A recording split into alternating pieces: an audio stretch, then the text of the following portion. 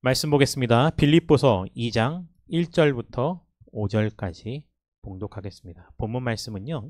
2장 1절부터 11절까지인데요. 그 가운데 5절까지만 함께 봉독하도록 하겠습니다. 우리 다 함께 한 목소리로 봉독하겠습니다. 그러므로 그리스도 안에 무슨 권면이나 사랑의 무슨 위로나 성령의 무슨 교제나 긍휼이나 자비가 있거든 마음을 같이하여 같은 사랑을 가지고 뜻을 합하며 한 마음을 품어 아무 일에든지 다툼이나 허영으로 하지 말고 오직 겸손한 마음으로 각각 자기보다 남을 낮게 여기고 각각 자기 일을 돌아볼 뿐더러 또한 각각 다른 사람들의 일을 돌보아 나의 기쁨을 충만하게 하라. 너희 안에 이 마음을 품으라. 곧 그리스도 예수의 마음이니. 아멘. 이 시간에는 이 마음을 품으라. 그리스도 예수의 마음이라는 제목으로 말씀을 증거하도록 하겠습니다. 우리나라에 아직도 잘 정착되어지지 않은 문화 가운데 하나는 이 토론의 문화입니다. 토론이라는 것은 일정한 과정을 통해서 이 결론에 돌출하기 위한 것이 토론이기도 하고요. 때로는 토론이라는 것이 결론에 돌출되지 않다 하더라도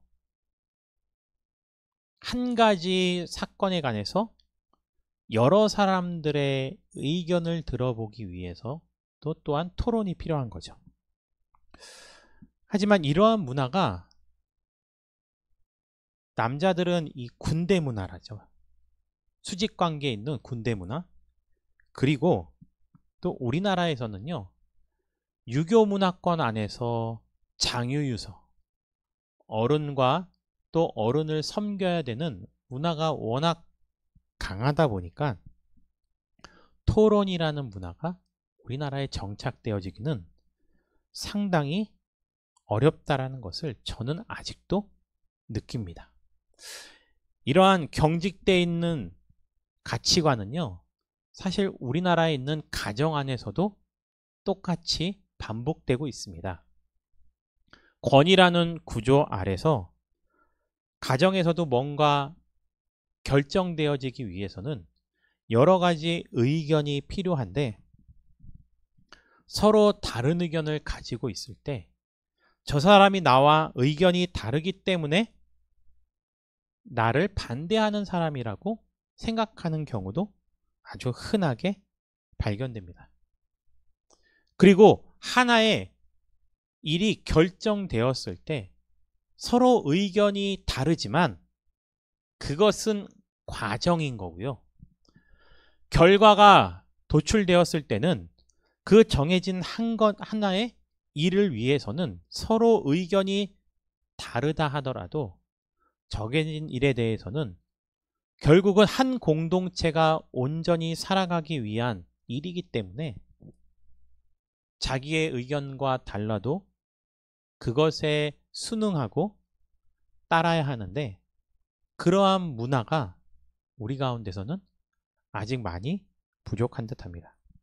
그것이 가정에서도 잘 되지 않기 때문에 그 가족들이 회사나 학교에 가서도 똑같은 삶의 방법을 경험하게 되고 또 그러한 사람들이 모여서 나라를 이루었을 때 아직도 우리나라의 정치 문화 가운데 역시 가장 미흡한 것은 서로 다른 의견을 가지고 있는 사람들이 때로는 국가를 위해서, 국민을 위해서 의견이 다르다 하더라도 변하지 않는 기준 안에서는 항상 마음을 합쳐야 되는데 오히려 시간이 흐르면 흐를수록 그 마음이 더 멀어지는 것이 오늘날의 현실이라는 것입니다.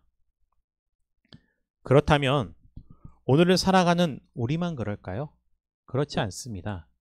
성경에서도요, 마음을 합하여 살아가지 못하는 사람들이 저들의 삶 가운데 어떠한 서로 상반되는 삶의 결과가 도출되는지는 우리가 많은 예화를 성경에서 찾아볼 수 있다라는 것입니다.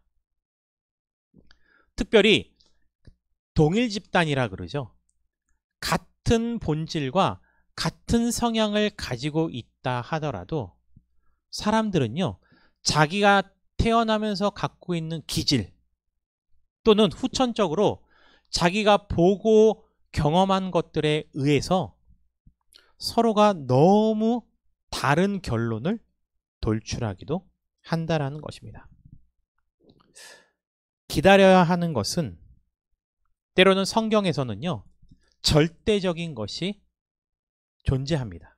무엇이냐면 이스라엘 백성들은 전쟁을 했을 때 아무리 적군이 코앞에 닥쳐서 지금 당장이라도 쳐들어와서 우리를 해할 것 같다 하더라도 전쟁에서 이기고 지는 것이 자기들의 손에 들려있는 방패와 칼에 있는 것이 아니고 하나님께 달려있기 때문에 저들은 전쟁에 앞서서 하나님께 예배를 드리는 것이 저들의 과정의 우선이었습니다. 그런데 선지자가 아무리 기다려도 오지 않아요. 적은 이미 코앞에 닥쳐 있죠.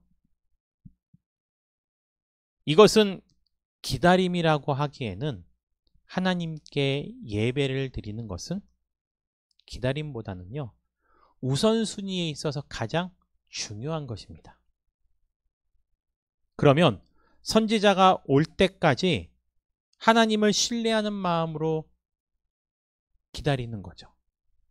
그 기다림 가운데 설사 적군이 이미 쳐들어온다 하더라도 하나님께서는 저들의 마음을 보시는 거기 때문에 그 마음을 보시고 언제든지 이스라엘을 보호할 수 있다는 거죠. 사울왕은 그렇지 않았습니다. 그의 마음 가운데서는 굉장한 조바심이 있었던 겁니다. 그래서 자기가 스스로 선지자가 되어서 스스로 예배를 드리게 되는 겁니다. 그로 인해서 하나님께서는 그 사울에게 노하셨습니다. 마음이 있다면 형식을 갖추지 않았더라도 하나님께서는 그 마음을 충분히 어떻게 해요? 이해하시는 거죠. 그런데 사울에게는요, 마음보다는 그 제사라는 형식이 더 중요했던 거죠.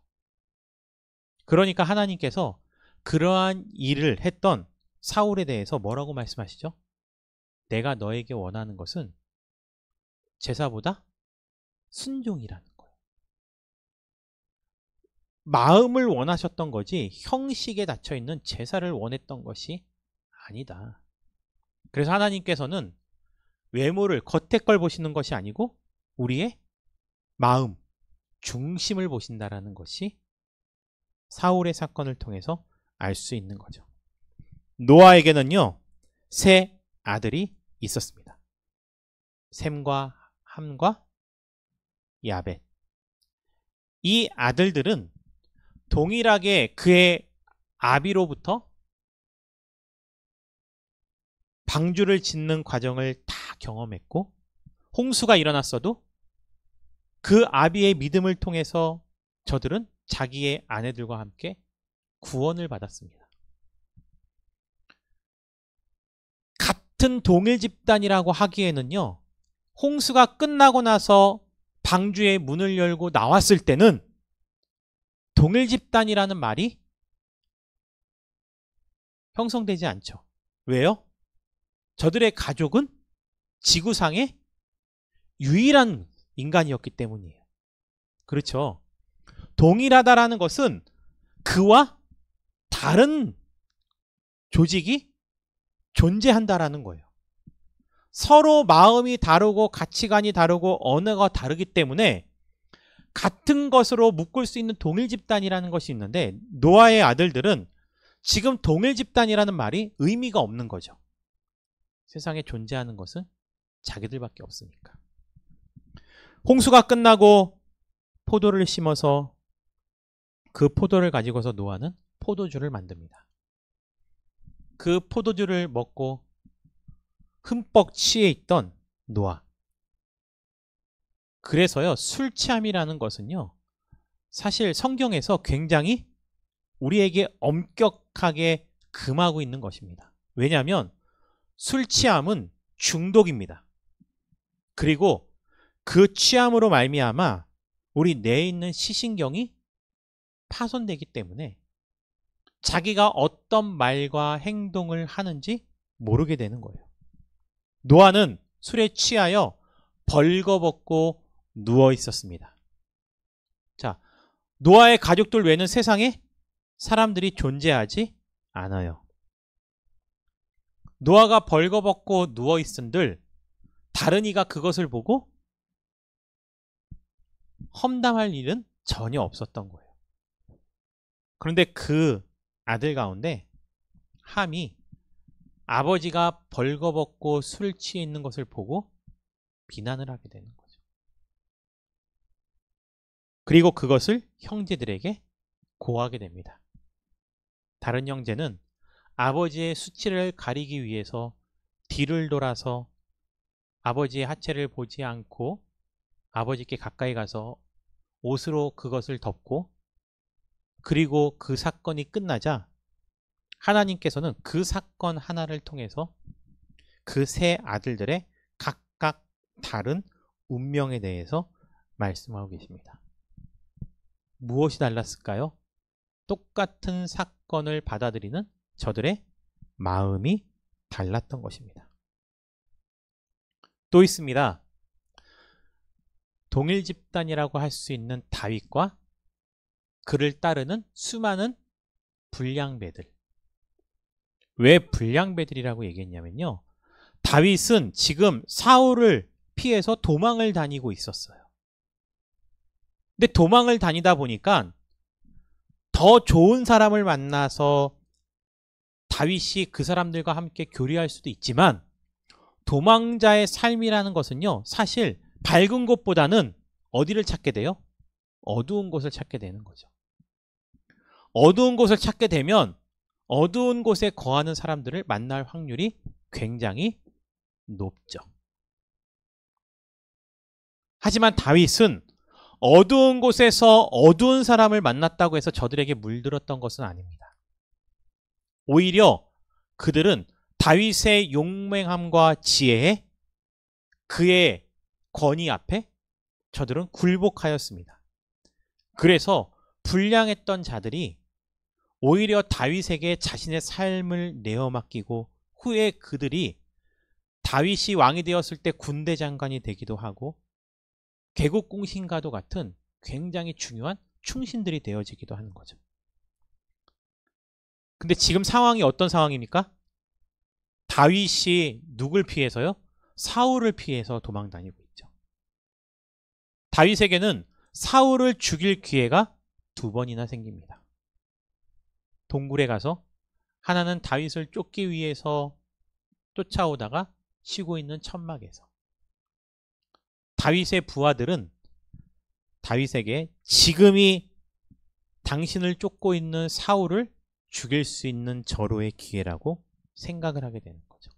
왜냐하면 저들은요, 자신들이 다윗을 쫓고 있는 근본적인 마음이 달랐기 때문이에요. 자, 우리가 왜 마음을 온 가족이 직장 안에서, 학교 안에서 친구들과 왜 한 마음을 가지고서 살아가야 되냐면, 서로 함께 동거하는 마음의 기준이 다르면 이와 같은 사건이 발생하게 되는 거죠. 무슨 사건이요? 다윗이여, 지금이 기회입니다. 사울을 죽이시죠.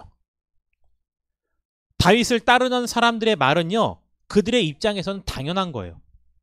다윗이 죄를 지어서 도망 다녔던 것이 아니고 오히려 선한 마음으로 골리앗과 싸웠을 뿐인데 사울이 다윗을 죽이려고 했던 이유는 순전한 질투였습니다. 다윗 입장에서는 억울한 거고 다윗을 따르는 사람들의 입장에서는 그렇기 때문에 다윗이 사울을 죽이는 것이 당연한 거죠.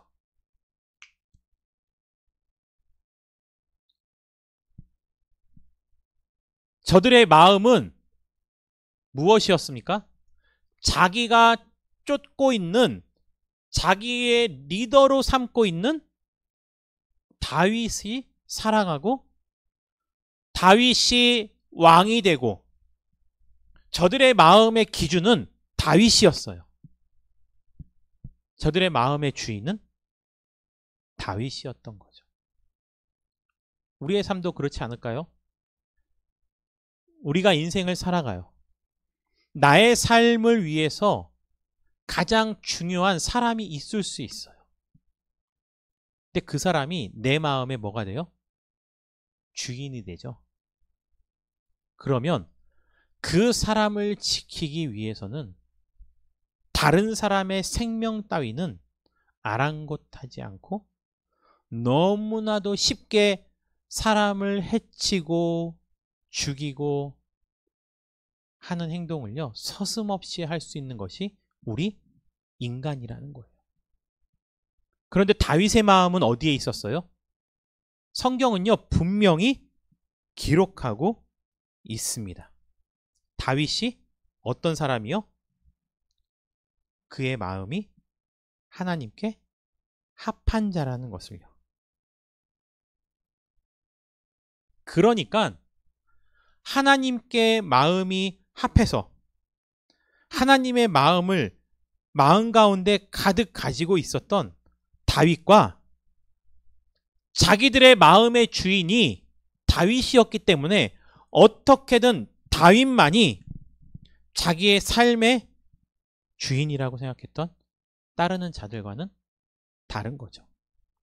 마음이 다르면 같은 상황 속에서 선택할 수 있는 선택의 여지도 다른 거예요. 여러분들은요, 가장 작은 존재로, 작은 공동체로 생각했을 때 여러분들의 마음의 중심은 어디에 있습니까? 여러분들의 가족들은 무언가를 결정할 때 각각 어떤 마음을 가지고서 가정의 일을 결정하고 있나요? 직장에서도 학교에서도 더 나아가서는 이 공동체 안에서도 온 지구도 마찬가지입니다. 서로가 살기 위해 당연히 필요한 것들이 존재하는데 그것이 나의 행복뿐만이 아니고 우리 모두의 행복임에도 불구하고 마음이 다르면 내 행복과 다른 사람의 행복은 다르게 되는 거죠. 한 곳에서는 죽고 있지만 한 곳에서는 버리고 있는 것. 이 대표적인 예가 뭘까요? 탄소 배출권이죠. 탄소라는 것은 지구를 점점점 뜨겁게 만드는 가장 주된 요인이 되는 거죠. 이대로 가다 보면 더 이상 지구는 뜨거워서 살아갈 수가 없다라고 말해요. 제가 제일 좋아하는 반찬 가운데 하나가 무엇이냐면 김입니다. 김. 김을 얼마나 좋아하냐면 한참 예민할 수 있는 청소년기에 어머니가 늘상 김만 많이 싸주셨어요. 그러면 지루할 만도 한데 아니요. 너무 맛있었어요. 최근에 뉴스에서 충격적인 기사를 봤죠. 온도가 0.1도, 0.2도, 1도, 1.몇 도 올라감에 따라서 우리나라의 김 수확량이 현저하게 줄어들고 있다는 거죠. 보세요. 저도요. 제가 좋아하는 음식이요. 시간이 지나서 이렇게 지구의 온도가 점점 올라가 버리면 이제 우리나라에서는 김을 수확할 수 없을 때가 곧 다가온다라는 거예요. 왜요? 김이 다 녹아버린대요. 내일이라고 생각하면 거기에 관심이 가게 되는 거예요. 그런데 김을 그닥 좋아하지 않는 사람이 있다고 생각해 보세요. 그 뉴스가 그 사람 눈에는 잘 보이지 않는 거죠. 그래서요, 지구상에 무슨 일도 있냐면요, 어떤 나라는 탄소를 더 이상 배출하지 않기 위해서 곧 무엇을 선택해요? 자기의 나라에 있는 내연기관, 즉 석유 연료를 가지고서 운행을 하게 되는 자동차를 더 이상 생산하지 않겠다라고 이미 선언을 했어요. 무엇 때문에요? 탄소를 배출하지 않으려고. 근데 어떤 나라는요, 그 탄소를 배출하지 않는 것에 대해서 동의하지 않아요. 지금 당장 우리나라는 탄소를 배출하지 않기 위해서 신재생 에너지를 만들어서 사용하기에는 돈이 너무 많이 든다.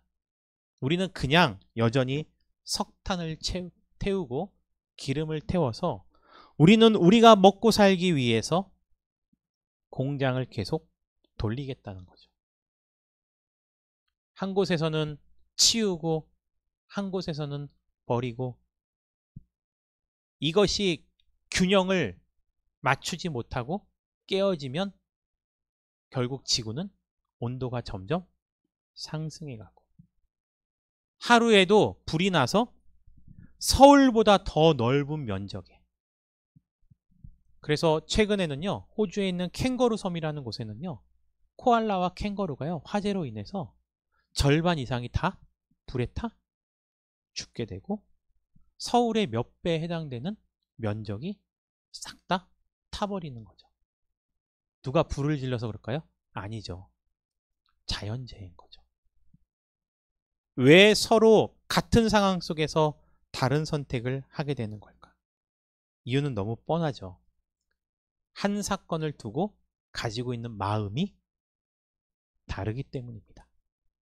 이 마음이 다르기 때문에 다윗과 그를 따르는 사람들도 다른 기준을 선택한 것처럼 예수님과 예수님을 따르던 제자들도 다른 선택을 하게 되는 거예요. 예수님은 하나님의 뜻을 이루기 위해서 끝까지 자신의 마음을 하나님께 두고 나아갔지만, 예수님을 따르던 제자들은 저들 마음 가운데 가지고 있었던 가장 중요한 것은 예수님 하나를 바라봤던 거예요. 인간적인 예수님. 그러기 때문에 예수님이 자기 눈앞에 보이지 않자 예수님을 버리고 다 도망한 거죠. 예수님이 돌아가신 것은 완전한 패배가 아니었고 오히려 완전한 승리의 클라이막스였어요. 마음이 다르니까 저들은 결국 뭐 할 수밖에 없어요? 예수님의 마음을 이해하지 못했고, 곧 그것은 하나님의 마음을 몰랐던 것이고, 한 사건 다른 반응을 보이게 되는 거죠. 오늘 말씀을 볼까요? 사도 바울이요, 이 빌립보 교회에 편지를 쓰는데 이렇게 씁니다. 그리스도 안에 무슨 권면이나 사랑의 무슨 위로나 성령의 무슨 교제나 긍휼이나 자비가 있거든. 곧 믿음의 공동체 안에서 여러분들이 가정에서 어떤 생활을 하고 어떤 것을 결정하든, 교회에서 무슨 일이 있던, 여러분들이 세상에 나아가서 어떤 일이 있든 간에 2절 마음을 같이하여 같은 사랑을 가지라는 거예요. 서로가 다른 가정에 있고 다른 직장을 다니고 다른 문화 속에서 살았다 하더라도 같은 마음을 가지고 같은 사랑을 가지고 있다면 우리가 무엇을 결정할 때 어떻게 할 수 있어요?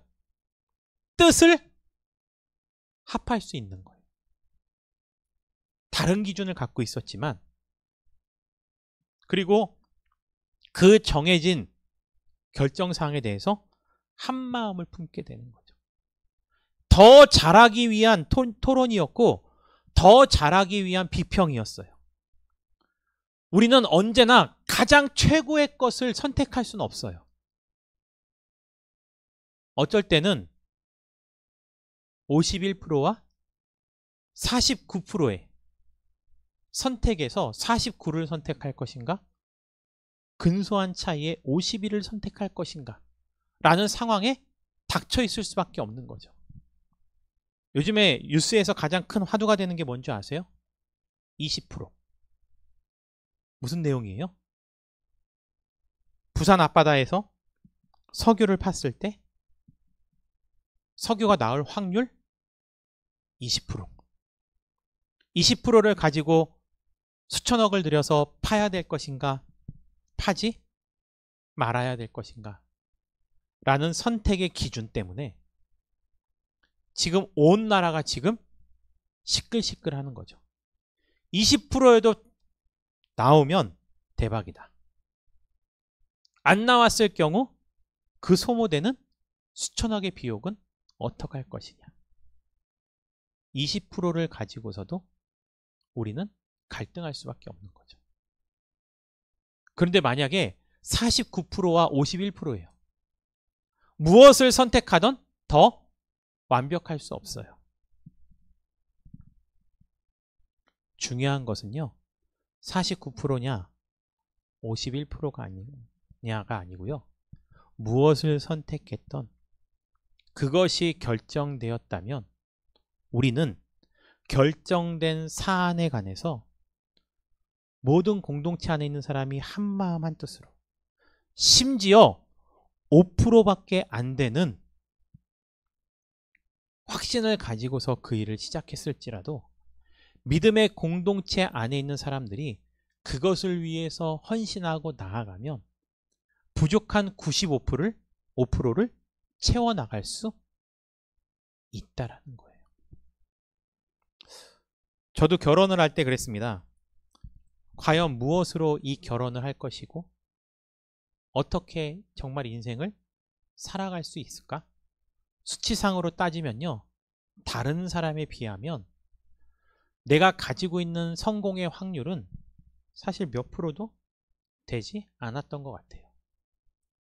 그 숫자의 퍼센테이지만 가지고서 결정을 했다면 결정할 수 없죠. 결정한 것은 미련한 거죠. 무모한 거죠. 무모하지만 이미 결정된 일에 대해서 믿음의 공동체에 있는 사람들이 한마음 한뜻을 품고 나아가면 결핍된 것을 충분히 다 채워나갈 수 있다라는 것입니다. 그러니까 3절에 이렇게 말하고 있어요. 무슨 일을 하든지 다툼이나 허영으로 하지 말고 오직 뭐함으로요? 겸손한 마음으로. 첫 번째, 겸손한 마음으로. 두 번째, 어떻게 해요? 자기보다 남을 더 존중하라는 거예요. 더 나은 사람으로 여기라는 거죠. 우리는 아직도 우리 공동체 안에서 결정되어진 일 가운데 나는 그것을 반대했다고 해서 결정된 일에 대해서 나 몰라라 하고 어디 네가 제대로 하나 보자. 결과가 틀어지기만을 바라고 그 결과로 인해서 우리 믿음의 공동체가 함께 소모해야 되는 에너지는 생각도 안 하고요. 그저 그걸로 실패하면 내가 너를 물어뜯어 줄게. 내가 너를 끌어낼게. 그리고 내가 원하는 대로 살아가리라. 이런 게 이미 우리나라의 문화 가운데 우리의 가정 가운데 직장 가운데 학교 가운데 심지어 이 나라 정치 문화 가운데서도 만연해 있다라는 거예요. 그거를 해결할 수 있는 방법은 뭔지 아세요? 오늘 성경이 말하고 있는 겸손함으로. 겸손하다는 게 뭐예요? 나보다 남을 낮게 여기는 거죠. 더 존중해 주는 거죠. 굉장히 힘듭니다. 다른 사람의 다름을 인정하기 어렵기 때문에. 여기서 제가 말하는 다름이라는 것은요, 무엇이냐면요, 절대적인 거 말고요. 하나님이 우리에게 주신 자유의지 가운데 상대적인 것을 의미합니다. 오히려요, 절대적인 것에 대해서는 어떠한 양보도 배려도 있을 수는 없습니다. 하지만 사람이 죽고 사는 문제가 아니라면 4절 읽어볼까요? 시작. 각각 자기 일을 돌아볼 뿐더러 또한 각각 다른 사람들의 일을 돌보라는 거죠. 우선순위가 뭔지 아세요? 자기를 돌아보라는 거예요. 자기. 자신을 돌아보지도 않고 다른 사람의 일만 본다? 오지랖이죠. 자기의 미래는 준비하지 않고 다른 사람에게 베풀기만 한다? 그것도 오지랖이에요. 자기의 일을 돌아보고 다른 사람의 일도 돌아보아서 무엇을 하라고요? 나의 기쁨을 충만하게 하라는 거예요. 여기서 나라는 것은요, 이 성경을 써내려가고 있는 저자, 1차적으로 누굴 말해요? 사도 바울이에요. 그렇다면 사도 바울은 어떤 마음을 가지고 살아가기 때문에 성도들에게 감히 자기의 기쁨을 충만케 하라고 말할까요? 사도 바울은 독재자일까요? 아니죠. 사도 바울은요, 서슴없이 말합니다. 너희는 나에게서 배우라고. 그런 자신감은 어디서 나올까요? 사도 바울 역시 그의 마음을 예수 그리스도의 마음을 품고 살아가고 있기 때문이에요. 그래서요, 사도 바울이요, 지난주에 그랬잖아요. 내가 나를 위해서라면 무엇을 떠나는 것이 맞대요? 지난주 말씀? 육신을 떠나서 그냥 하나님께 가는 게 편하다 이거예요. 그런데 육신적으로 말고 자신이 여전히 선교의 사역을 감당하면서 케어해야 될 성도들이 있기 때문에 우리를 위해서라면, 너희를 위해서라면 육신을 입고 이 땅 가운데서 살아가는 것이 당연하다라는 거죠. 사도 바울은 자기를 위해서 선택했던 것이 아니에요. 하나님의 영광을 위해서 그는 여전히 성도들과 함께 있기를 원했던 거예요. 누구의 마음을 가지고 있었기 때문에요? 자기의 유익을 위한 마음이 아니고 하나님의 마음을 가지고 있었던 거죠. 그러니까 사도 바울은 마치 예수님처럼 내게서 배우라고 말할 수 있었던 거죠. 그래서요, 나의 기쁨을 충만하게 하라고 명령하면서 5절 보니까 이런 마음을 갖고 있는 거죠. 너희 안에 이 마음을 품으라. 사도 바울의 마음일까요? 아니죠. 곧 그리스도의 예수의 마음이라는 거예요. 이런 생각 해보셨어요? 교회에서, 가정에서, 우리 믿음의 공동체 안에서 우리가 뭔가를 결정을 해요. 근데 모두가 다 동일하게 예수 그리스도의 마음을 가지고 있어요. 그러면 나의 기쁨보다는 저 사람의 유익과 저 사람의 손해보다는 누가 손해보던 누가 유익이 되던 하나님이 원하시는 것을 믿음의 공동체 안에서 결정을 하게 되죠.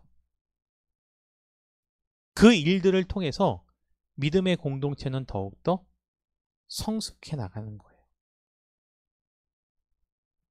그러니까 우리는 예수님의 마음을 모두가 품고 살아갈 필요가 있는 거예요. 무엇 할수록요? 내가 속한 공동체가 중요하면 중요할수록, 내가 지금 우리가 선택해야 될 것들이 중요하면 중요할수록 나의 이익과 상대방의 이익에 대해서 계산하지 말고 모두가 동일하게 그리스도의 마음을 품어야 되는 거죠. 결혼을 하게 되면 서로 다른 사람이 만나서 가정을 이룹니다. 너무나 다른 문화에서 살아왔죠. 먹는 것도 다르고 말하는 것도 다르죠. 누가 더 좋고 누가 더 나쁜 것은 있을 수 있어요. 근데 내가 더 좋다고 해서 상대방을 나처럼 뜯어 고치는 것은 미련한 것입니다. 그래서 속된 말로 사람은 뭐 하지 않는다? 고쳐 쓰지 않는다라는 말이 여기 포함되어 있는 거예요. 여기서는요, 사람을 고칠 수 없다, 변화시킬 수 없다라는 것이 아니에요. 내가 원하는 대로 고쳐 쓰려면 안 된다라는 거죠. 어떻게 하면 돼요? 나도 상대방도 예수 그리스도의 마음을 품고, 설사 내가 더 상대방보다 더 우월하다 하더라도 성경은 나보다 남을 더 존중, 우월하게 여기라는 거죠. 내가 우월하다 하더라도 겸손함으로 낮추고, 상대방이 부족하다 하더라도 내가 낮춘 만큼 상대방을 뭐 해주는 거예요? 세워주는 거죠. 위 어스 프로젝트를 생각했던 이유는 무엇이냐면요, 우리가 스스로 어떻게 해요? 처음에 낮아지는 거죠. 다시요. 위 어스 프로젝트 로고를 보면요, 주보에도 나와 있잖아요. 우리가 먼저 스스로 어떻게 하라고요? 낮아져요. 그래서 다른 사람들을 섬겨서 그 사람들을 어떻게 해요? 세워나가는 거죠. 이 위어스 프로젝트 운동은요, 우리 교회가 이 땅 가운데 존재하기까지 끊임없이 우리가 이 세상을 살아갈 방법인 거예요. 내가 낮아지기 위해서는 언제나 우월한 존재가 될 필요는 있어요. 끊임없이 노력하고 갈고 닦고 기도하고. 하지만 내가 우월했다고 해서 사람들을 위해 군림하는 것이 아니라 오히려 낮아지는 거죠. 누가 그러했기 때문에요? 오늘 집에 가서 말씀을 읽어보세요. 빌립보서 6절부터 2장 6절부터 11절까지의 말씀. 사도 바울이 말하고 있는 왜 예수 그리스도의 마음을 품어야 되는지, 그분이 그러했기 때문이에요. 스스로 낮아지셔서 우리 인간을 섬기셔서 우리를 세워주신 분이 예수 그리스도이기 때문인 거죠. 그러니까 그 마음을 품으면 우리가 어떤 일을 결정하고 무슨 일을 하던 영혼을 살리고 생명을 살리고 사람들을 세우는 일에 우리의 모든 역량을 집중할 수 있지, 예수 그리스도의 마음을 품지 않으면 사람을 깎아내고 생명을 죽이고 어떻게 하면 더욱더 상대방을 모략하고 짓누를 수 있을까 생각하고. 경쟁이 왜 필요한 줄 아세요? 경쟁은 다른 사람을 밟고 일어서서 내가 우뚝 서는 것이 경쟁이 아니라는 거예요. 내가 못하는 걸 가지고서 상대방을 못하게 해서 내가 더 우월한 존재가 되겠다? 기만이고, 그거는 불신앙입니다. 나보다 잘난 사람들을 멸시하고 비난하는 거요, 열등감입니다. 우리가 예수 그리스도의 마음을 품어야 되는 이유는요, 경쟁을 통해서 상대방을 짓누르고 올라가는 것이 아니고요, 내가 하나님 앞에서 내가 마땅히 무엇을 해야 되는지, 내가 무엇을 갖춰야 되는지를 하나님께 묻고, 나에게 주어진 일에 마치 사도 바울처럼 나의 달려갈 길에 최선을 다해서 끝까지 그 경주를 해내는 거예요. 그리고 하나님께서 날 쓰시고자 할 때 낮아지고 섬기는 모습을 통해서 내가 속한 공동체가 더욱더 아름다운 공동체로 만들어지는 거죠. 그러기 위해서는요, 예수 그리스도의 마음이 무엇인지 우리는 끊임없이 기도하고 끊임없이 배워야 되는 거예요. 예수 그리스도의 마음을 우리가 배우지 않으면요, 알 수가 없어요. 배운다라는 것은 두 가지가 있습니다. 이렇게 전달되어지는 것을 가지고 입력하시는 방법도 있고요, 또 하나는 자발적으로 배우는 거죠. 일방적으로 선포를 통해서 배우는 것과 나 스스로 말씀을 묵상하고 기도를 해서 하나님의 말씀을 배워나가는 것에 균형을 이루지 못하면 결국은 우리는 예수님의 마음을 품을 수 없습니다. 말씀을 정리하겠습니다. 여러분들은 지금 예수님의 마음을 어느 정도 알아가고 여러분들 마음 가운데 품고 있습니까? 그저 소극적으로 주일날만 와서 피곤한 몸을 이끌고 선포되어지는 말씀만을 통해서 내가 예수님의 마음을 알아가고 있다면 여러분들은 절반의 신앙밖에 되지 않는 거예요. 진짜 예수 그리스도의 마음을 품으려면 선포되어지는 말씀을 가지고서 여러분들의 삶의 현장으로 들어가서 내가 그 말씀을 지켜나가기 위해서 끊임없이 노력하고 실패와 성공을 거듭하면서 이 세상에서의 삶이 얼마나 치열한지를 알고 그럼에도 불구하고 그 치열한 현장 속으로 사도 바울이 포기하지 않고 뛰어들었던 것처럼 예수님께서 포기하지 않고 그곳으로 오셨던 것처럼 여러분들도 그 치열한 삶을 가지고서 다음 주일날 다시 이곳에 오는 거죠. 주님, 제가 이 말씀을 가지고서 이 세상 가운데서 치열한 삶을 살았습니다. 마음이 헤어지고 몸도 피곤하고 오늘은 이만큼 성공했는데 지난주에는요 이만큼 실패했어요. 주님, 이것이 나의 평생의 삶인가요? 맞아요. 성공과 실패를 거듭 경험하면서 우리는 하나님의 마음을 더욱더 깊이 알아가게 되고 그러면서 점점 우리는 전투력이 생겨나가는 거예요. 그럴 때 우리는 진짜 그리스도인다운 삶을 살아갈 수 있다는 것입니다. 기도하겠습니다. 사랑해 주님 감사합니다. 오늘 말씀을 통해서 예수 그리스도의 마음을 품고 살아가야 되는 이유를 배웠습니다.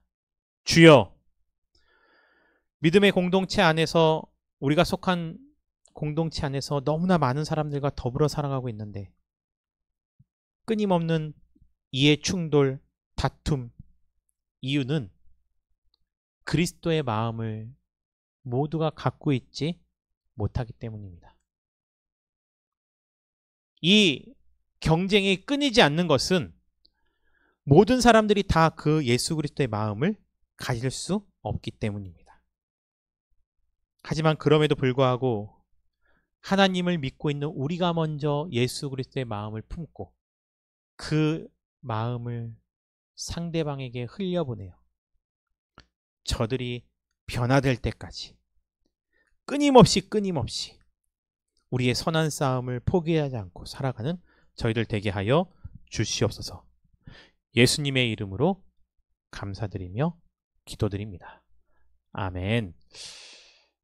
교회 소식 전해드리겠습니다. 영화 관람을 계획하고 있습니다. 인사이드 아웃이라는 영화고요. 이 영화를 같이 보려고 하는 이유는 사춘기 자녀에 대해서 그들의 감정을요 각각의 캐릭터로 형상화한 거죠. 의인화했죠. 그래서 이것을 봄으로 말미암아 나의 사춘기 시절을 회상할 수 있고 또 우리 자녀들의 사춘기 시절을 잘 보내는 데 있어서 큰 도움이 될 수 있기 때문입니다.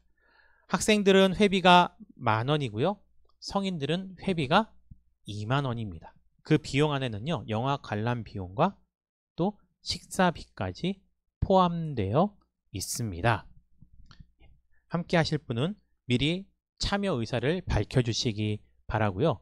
날짜와 시간은 변동이 될 수 있습니다. 변동되면 제가 개인 문자로 연락을 드리도록 하겠습니다. 이 시간 다 함께 자리에서 일어나 찬양 드리신 후에 축도로 예배를 마치겠습니다.